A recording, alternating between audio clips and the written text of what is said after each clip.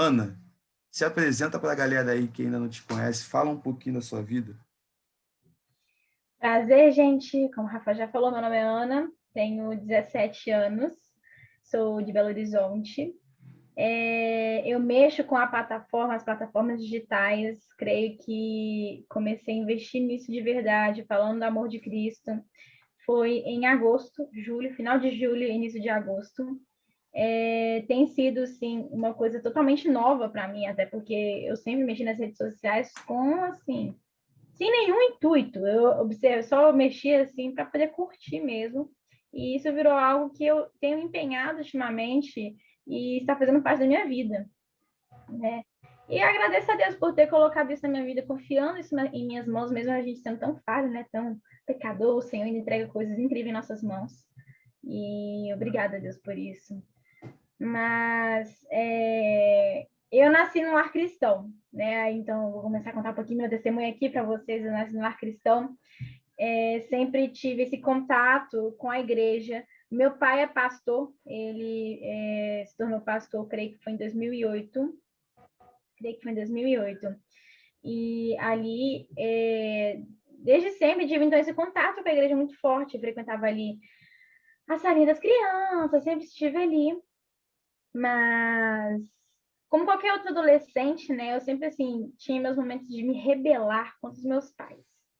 Então, assim, tinha momentos que eu ia para a escola e como eu nunca tive um laço muito forte com meus amigos da igreja, eu acabei tentando criar um laço mais forte com meus amigos da escola. Mesmo eu não conseguindo me encaixar. O que acontecia? Eu estava na escola, eu tentava assim, me relacionar junto com as pessoas lá de dentro da escola, e eu não me dava tão bem. Nem tão bem com o povo da escola, nem tão bem com o povo da igreja. Então, tinha, assim, uns amigos assim, mais ou menos. Então, eu digo que eu nunca tive um grupo de amigos. Eu sempre tive dificuldade, na verdade, com relação à amizade. Hoje em dia que Deus tem colocado nas minhas mãos e entregado isso para mim, eu agradeço a Ele por isso. Porque eu sempre tive muita essa dificuldade por ter esse embate, mas esse choque, por eu não me relacionar muito bem com nenhum dos dois lados.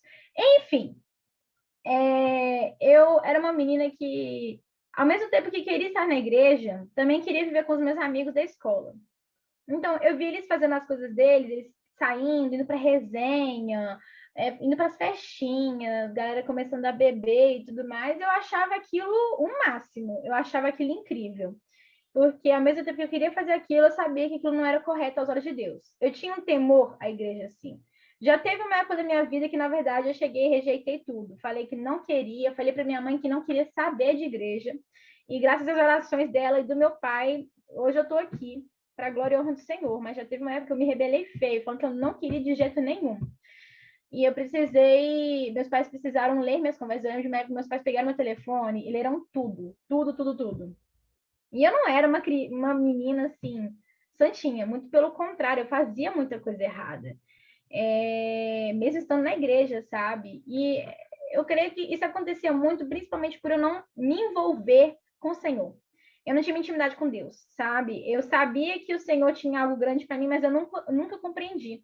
Eu lembro, hoje em dia eu cuido de crianças, hoje em dia eu sou líder de um grupo de crianças, aquelas crianças que estão passando para a adolescência, então aquela pré-adolescente ainda criança, que eu acho que essa é uma das fases principais que a gente deve ter um cuidado maior, porque elas estão tomando ali a identidade dela, o caráter, a personalidade, baseado naquilo que elas vão tomar de rumo. Então, aquela galera que tá no sexto, sétimo ano, que vai começar a aparecer grandes coisas. Pelo menos assim comigo foi.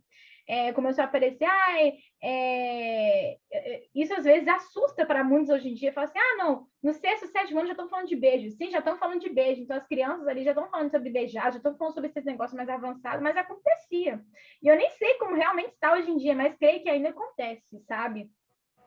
E então eu deveria, naquela época, sempre ter me firmado. Você quer falar alguma coisa? Não, pode falar. Ah, tá. Mas eu deveria ter me firmado desde sempre ali com meus amigos da igreja, mas eu não me firmei. Então eu queria estar junto com meus amigos aí da escola. E eu não entendi muito bem tudo aquilo que falavam na igreja. Sei lá, parecia que não entrava no meu ouvido. Então a gente tem que ter muito cuidado na hora de explicar para uma criança, para um pré-adolescente, como funciona a caminhada com Cristo.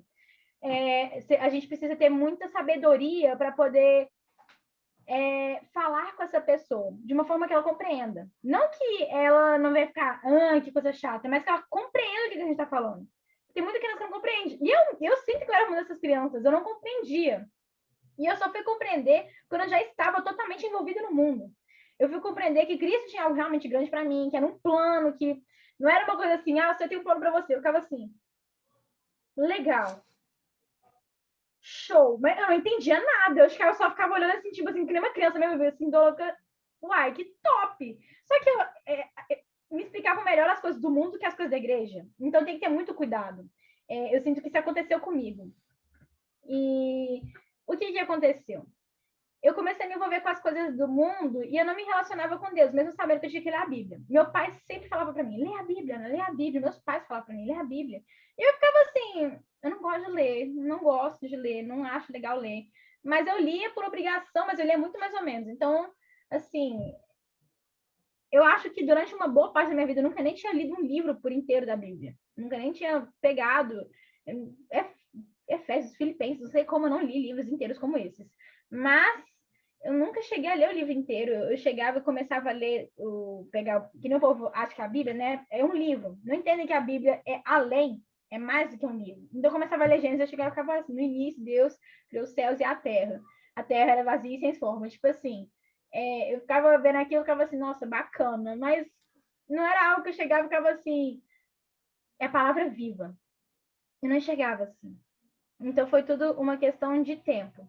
E eu lembro que começou a ter aqueles acampamentos de igreja, retiros, e lá Deus começou a ministrar no Espírito Santo, através do Espírito Santo falar comigo. E algo que me tocou, algo que chegou e mexeu comigo. E foi ali que eu comecei a compreender os planos que o Senhor tinha para mim. Isso já devia estar o quê? No final do 7º ano, início do 8º.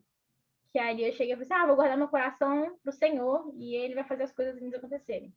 Só que a gente esquece que a gente realmente tem que estar disposto a abrir mão. Você entregar sua vida para Deus é você estar disposto a realmente abdicar tudo aquilo que você tem hoje. A realmente chegar e falar assim, eu não vou mais viver isso que eu tenho hoje, eu estou cansado, eu não quero mais isso, eu vou fazer aquilo que o Senhor tem para mim. Porque se você não está disposto de verdade, com o coração 100% aberto, não vai acontecer nada. Você pode até tentar, mas você vai cair, porque não adianta nada eu ficar segurando esse livro assim um tempão, porque uma hora vai pesar. E assim é também com o pecado. Se você não tiver alguém te auxiliando, te ajudando, uma hora você vai cair.